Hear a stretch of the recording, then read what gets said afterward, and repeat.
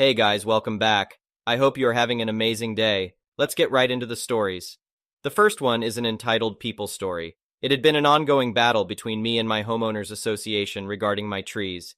Let me start by explaining that my trees were flourishing and situated entirely within my property boundaries. They were healthy and posed no safety concerns. Yet it seemed the homeowners association had developed an inexplicable fixation on them. Initially, I shrugged off their letters, assuming they were mere requests to trim or remove a few trees. But as the letters and phone calls increased in frequency, I realized this was becoming a more significant issue. The Homeowners Association. Its correspondents consistently emphasized that my trees violated their policies and tarnished the neighborhood's desired aesthetic. Frankly, I couldn't comprehend the real problem. Perhaps the trees in my front yard obscured the view of my house, but I never cared about that. My address was prominently displayed, facilitating deliveries. The uniqueness of my home never bothered me, but it irked the Homeowners Association. Then one fateful day, an Homeowners Association board member paid an unexpected visit. The ensuing conversation was heated, filled with veiled threats if I failed to address their concerns. I anticipated fines and prepared myself for the impending battle, just as countless others had fought their Homeowners Association. However, events took an unexpected turn. Returning home from work, I was shocked to witness the aftermath of the Homeowners Association's audacious act. My trees had been trimmed and two had been completely removed. They had trespassed on my property, and I was seething with anger. Confrontation was inevitable. The following day, I relentlessly pursued the responsible board member, determined to hold them accountable for this outrageous violation. What I learned during that phone call was beyond comprehension. Me, you tampered with my property. Homeowners Association. I know. Doesn't it look much better now? No need to thank me. Me. Thank you.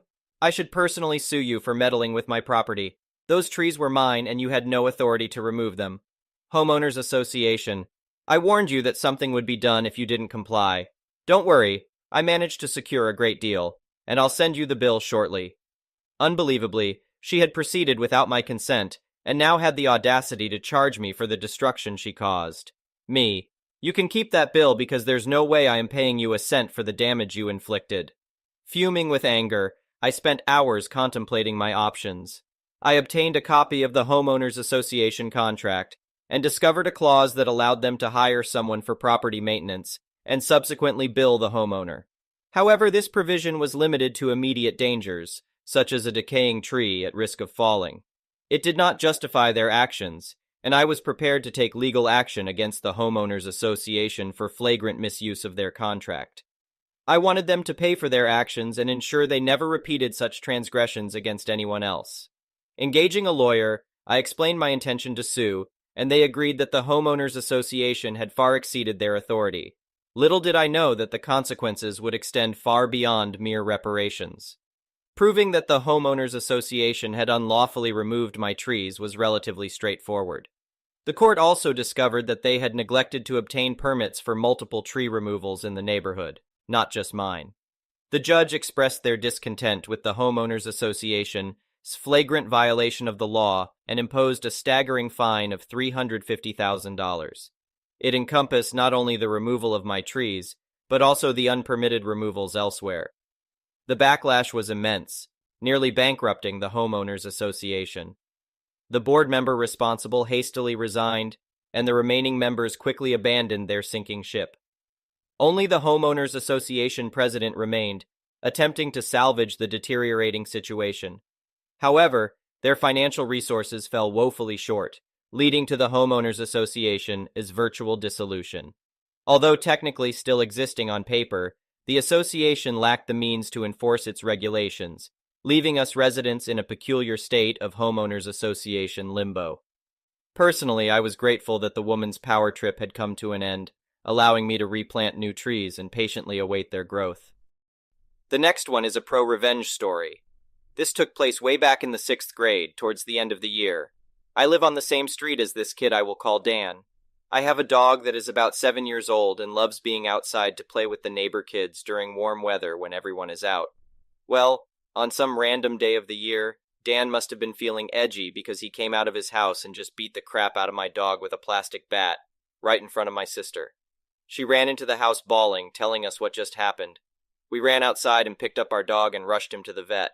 After not too long of a wait, the vet came and told us that our dog was alive and that he should recover over the next week or two. Now, my parents were angry, and they took this to Dan's parents, explaining what he did to our dog. They seemed to be understanding of the situation and told us that they were sorry and that they would punish Dan severely. But I was immensely furious. This didn't satisfy my anger towards Dan at all. Now here's the deal. I never really liked Dan. He was pretty dickish at school. We were both in the same grade, but not necessarily towards me, but towards my close friends, and I guess I have been ignoring it for far too long. We were in the same grade, and something the school does every year for the 6th graders is to have a big science fair towards the end of the year, and everybody tries to make these super elaborate projects. This is where I start my master plan. Once everyone was getting close to finishing their projects, I looked around the classrooms to try and locate Dan's project.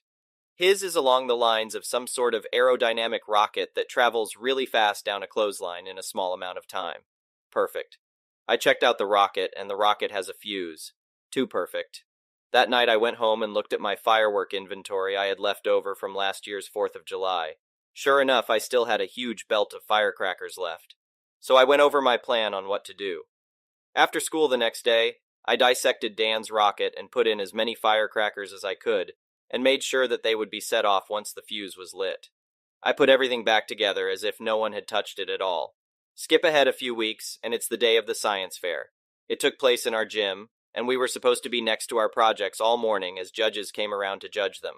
So from my point of view, I couldn't see where Dan was presenting, but I paid close attention to every noise in the gym. About half an hour into the science fair, I heard an enormous explosion from one end of the gym, and a loud crash. The blast was stronger than I thought. The rocket was obliterated, along with Dan's hearing. One of the beams that held the clothesline fell over and broke some glass on some other poor kid's project. There was a lot of shouting, and all of the adults rushed over to that end of the gym to see what had happened. I stood perfectly still. I just sat there giggling at my handiwork, knowing how traumatized Dan must be. I felt no sympathy, only villainous satisfaction. The next one is a petty revenge story. So I had been with Ben for 18 years before I finally had enough and asked for a divorce. He moved several hours away near his mom. It also meant he left me to raise our kids by myself with little child support and never seeing the kids. I decided it was time to have a family portrait done as it had been a while. We went and had a sitting. As we were looking through the digital images to pick out what to order, my oldest asked if we could send one to Grandma, his mother. I told her that I didn't think Grandma would want a picture with me in it, but I would be happy to order her a picture with just the kids. My oldest swore Grandma would want me in the pics and always made sure to ask about me and how I was doing. I heard from Ben's best friend that he hated the fact his mom told him he screwed up the best thing that ever happened to him, and that she still remained friends with me on Facebook. I was kind of surprised. My ex was extremely verbally and emotionally abusive to me during our marriage, which is why I ended it. I never knew his mom actually thought so highly of me. I only ever saw her a couple of days a year at Christmas. No issues, just never grew close. So my oldest called up Grandma right there in the studio and asked her if she'd want a picture with me in it, or just the kids. Grandma asked specifically for a picture with all of us, including me. So I decided to order her a nice glossy 8x10 that I had matted and framed and mailed it to her. Apparently, she hung it right in the entryway, where every time my ex walks in, he sees my smiling face staring back at him. I just wish I could have seen the expression on his face the first time he saw it. The next one is an entitled people story. So, I used to work as a cashier in a supermarket. This story took place on my 4th day of work there, and my 2nd day working at a cash on my own without a supervisor sitting next to me, teaching me the ropes. Yes, I had 2 days of training. I'm sure most of you will figure out in which country I live from the following explanation. It will become relevant later. Supermarkets in my country are a zoo on a regular day. However, Thursdays and Fridays are absolute mayhem at the store and are a special kind of hell. On Fridays, the store closes 2 hours before sundown, as do most stores in this country. During winter, this means around 14 o'clock, and in summer, closer to 16:30. People get crazy on Fridays trying to get all their shopping done and get home in time to cook dinner. If you can avoid coming to the store on Friday, please do so at all costs. I always told people after this day, the reason Thursdays are hell is because we get all the customers who don't want to come on Friday. Now, this was early evening on a Thursday, at a time when the store is absolutely jam-packed. We had 10 checkout lines open and every line had at least 6, 7 people in line. Basically, if you are stuck with a slow cashier, there is nowhere else to go unless you have 10 items or less. Everything is going well until I get a customer with 2 shopping carts full of items, mostly non-perishable items. And these are the large carts you find around big stores in the US, like Walmart. I found out later he buys this for a community center in his neighborhood and he fills up their pantry twice a year. Nice guy. He greeted me very politely and then said the most dreaded words I could have heard that night. This will be a delivery. Just a quick break from the story to explain why this was so dreaded, especially on a day like today. When we get a delivery, the cashier would call a helper from the store to help bag the groceries. Usually people do their own bagging. The bags would then be placed in plastic containers, and the containers would then be placed on top of each other and taken to the back fridge until delivery. A regular delivery is usually between 3-5 crates. Each crate has a number, which then I have to input all of them into the computer, along with the correct delivery address and phone number, and print out with the receipt and place copies in the crates. Even for a small delivery, this always takes extra time. Back to the story. This guy has 2 full carts and wants a delivery. I say, sure, no problem. Then I turn to everyone else in line and let them know that this is a delivery, and it will take just a bit longer than usual, and apologize for any delay this may cause. We always do this so customers will be aware of the delay and can move to another cache if they are in a hurry. This is when the whole line groans simultaneously. I don't blame them. There was nowhere else to go. I could see every one of them craning their necks to check out other lines, and they all decided to stay. So I start scanning as fast as I can. I'm pretty good with numbers, so even though it's my 4th day, I remember many of the codes and things are moving rather quickly. I get to a point where the bagger can't keep up with all the items, and the area to the left of me, where I place all the scanned items, is just a mountain of cans and bags of chips and whatnot. I can't even scan another item because they are falling back onto my scale. At this point, I stop and ask if he wants help bagging. The customer and the bagger are both appreciative, and I help bag groceries for a few minutes, just enough to clear some space so I can continue scanning items. This happens every few minutes. It gets full, I stop to help, clear some space, and keep going. This is where the Karen comes into play. She is maybe early 40s, long brown hair, and looks nothing like a Karen, except for the way she was standing with one hand on a hip that extended so far to the side I wasn't sure how she's still standing.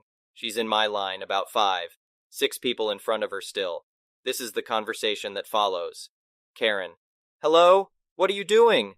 Me, not answering because I didn't think she was talking to me. I keep scanning. Karen: excuse me? What kind of a cashier are you? Why aren't you doing your job? Stop being lazy and do your job. She screams at the top of her lungs. Me: I'm sorry, ma'am, I'm just trying to... Karen: that's not your job. You are a cashier. Do your job. Do your job. I realize now, after reading so many Reddit stories, that this would have been a perfect chance for some malicious compliance. I'm sure some of you hope that I did just what Karen wanted. Too bad I didn't know about it then. Or that it was only my 4th day on the job. That's not what happened, although I dream sometimes that I did just that. Sit back and sip my coffee until the space cleared for more scanned items. You know, be a cashier, next time. Me: I'm just helping to move things along faster. If this is a problem or you are in a hurry, feel free to move to another line. I'm sure another cashier will be more than happy to serve you. I may sound like I'm the a-hole with this line, but I said it really nicely, not sarcastic at all. Obviously that didn't help, lol. Karen, not listening anyway and having none of it. Just do your damn job. You are a cashier. What is wrong with you? Are you stupid? You should be fired. I stop listening at this point and don't answer as I'm still helping to bag and scan as fast as possible, knowing it's not going to help anyway. However, I see one of my managers, let's call him Joe, walk up to Karen. Joe is great, by the way, always helping the workers. Joe: what seems to be the problem?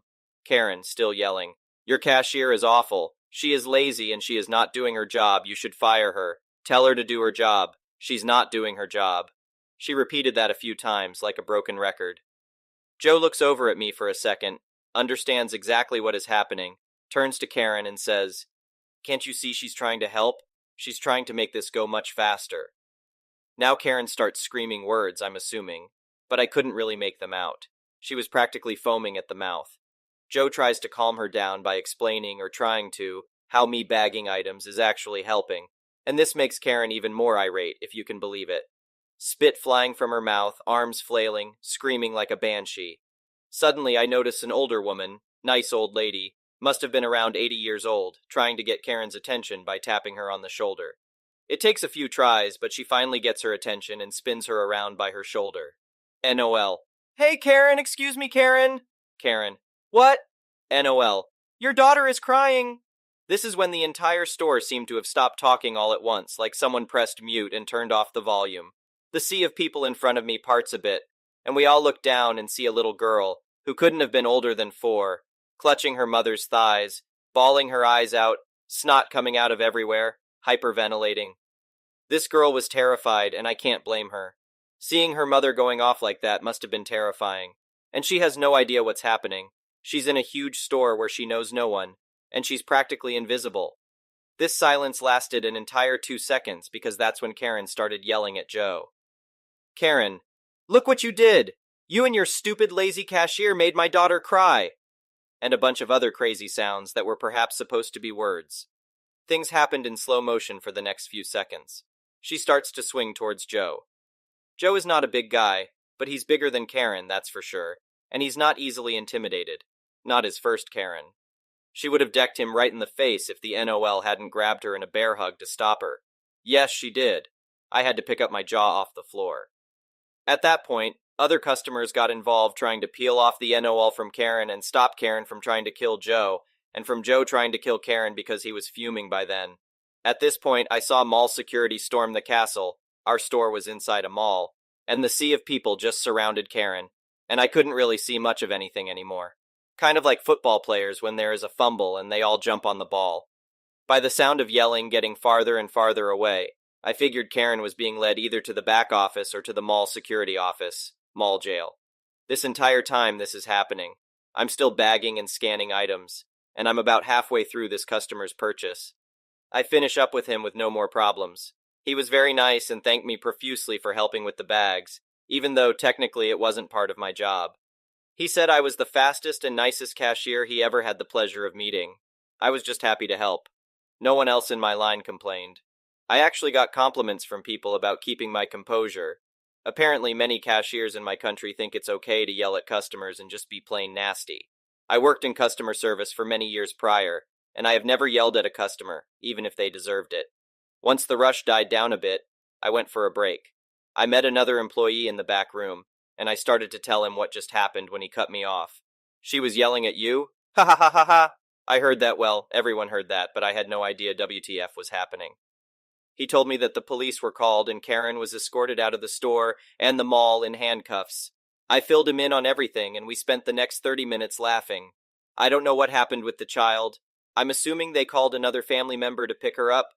I also don't know what happened with Karen after that, since I ended up working there for another year, and I never saw her again. Hopefully, she learned to do her grocery shopping on Tuesday, Wednesday, or was possibly in prison or house arrest. This was the first Karen I had the displeasure of meeting while working at that store, but definitely not the last. To those of you who read the entire story, thank you for sticking with me through to the end.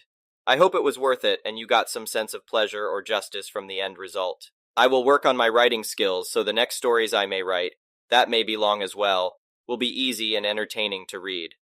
The next one is an entitled parent story. Some backstory. I moved to Texas in 2013 when I was 26 on a whim, because my relationship with my mother was toxic beyond belief. Throughout my time there, I had cut off all communication due to her alcoholism, causing a domino effect in other parts of my life, like calling off my wedding because she decided to go into a drunken rage a few nights beforehand. Fast forward to December 23rd, 2020, my dad got COVID, spent 9 days in the hospital, and ultimately passed away on January 2nd, 2021. His death caused me to literally sell everything I owned, break my lease on my rental house, quit my beloved job, leave all of my friends to move home to NY to help her. Her alcoholism has gotten so out of control she refuses to work. I'm 65, I've paid my dues, so she depended on me and my younger sister to help her. I knew damn well where this was going, and I knew what the end result was going to be. She wakes up, and the first thing she does before she even takes a piss is make herself a vodka soda. She gets so blackout drunk by 11 a.m. that she's falling on the tile floor. She's soiled herself multiple times, and she's face planted into 2 TVs over the course of a year while trying to get off the couch. I've been home since March 27th, 2021, and she's been to detox twice, AA multiple times, but she never goes through with it. She just sits on the couch and cries about how she lost her husband. Not to discredit her, but two daughters lost their dad. Way too early, no warning. It's the same old song and dance. She charged me $600 a month for a glorified closet with a twin-sized mattress on the floor, not even a box spring under it. I swear, Ukrainian refugees had better living conditions than me. She makes my sister do all the cooking because she's so drunk by the time the afternoon rolls around, she's usually passed out. Things finally came to a head back in April when I had a few friends over on a Friday night. We had a fire going out back. I'm in my early 30s, so my rager days are long gone. Just literally 4 friends, Pandora playing on my phone, not even a speaker, and some weed. Very low-key in my opinion. Well, not low-key enough for her. She stumbles out, slurring and screaming that we need to STFU. Turn it down, it's so loud. It was 9 p.m. on a Friday. So I just go numb, start yesing her to death, all the while giving my friends the she's about to morph into a demogorgon, time to leave, save yourself. I volunteer as tribute. Look. As everyone is gathering their things, she gets in my face and slurs, "You are my worst mistake, and I wish you would have died instead of your father." When I tell you it took every ounce of self-control not to just throw her into that fire pit. So I made it my mission to GTFO. I found a rental house that I have to work 2 jobs to afford, and I am happy as a clam. I felt bad for leaving my sister. We're only 2 years apart and very, very close. I knew it was just going to take a little time before my sister had enough of her leeching. Lo and behold, I become great friends with my neighbor, who has an apartment available. Guess who's moving in solo on November 1st? That's right, my sister. And guess who has to go move to Bumduck, North Carolina because her friend is offering her a room to stay in? That's right, the See You Next Tuesday herself. I give it 6 months before her friend gets absolutely fed up with her drunken bullcrap. I personally don't really care what happens to her. As far as I'm concerned, I don't have any parents. I hope she has a lonely, miserable death. I know my sister and I will be just fine, even better when she's gone for good. Thank you for watching. I would really appreciate it if you could like the video and subscribe to our channel if you haven't already.